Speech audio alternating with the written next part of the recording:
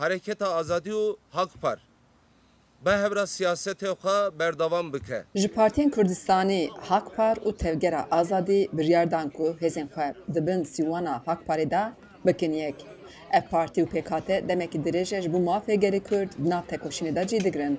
Her wiha di qada tekoşînê de jî gelek çalakiyan bi hevdûra dikin. Daxuyaniya Yekîtiyê avan her du partiyan bi preskonferansekê hate ragihandin. Gelê Kurd di carekî de ji hemû mafên xwe herî bingehîn û reva bêpar bûn.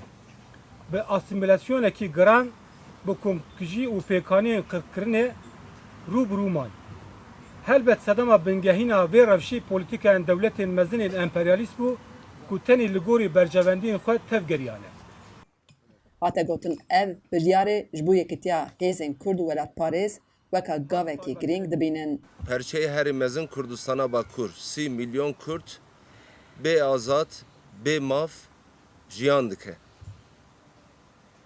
û Kurdistana Bakur jî muhalefetek, muhatabek ew ku mafê Kurdan reva dixwaze, yê kolektif dixwaze xurt nîne.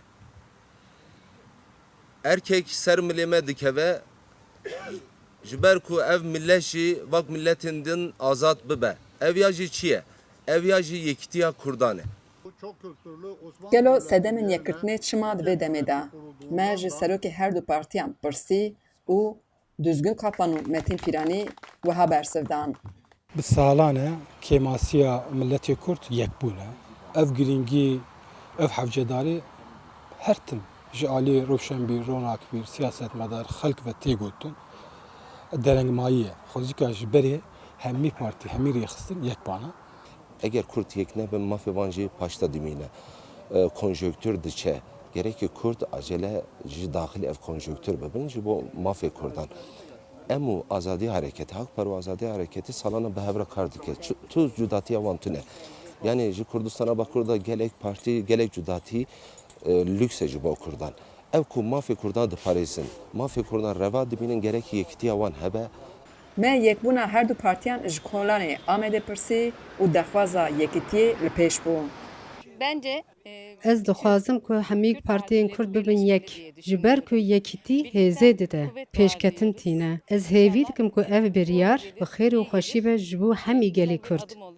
Ez dixwazim partiyê dinê ra jî yani nevên yek jî bira seçima da di çalakiya da di tiştê dinê da bira bi hev re hevkarî bikin.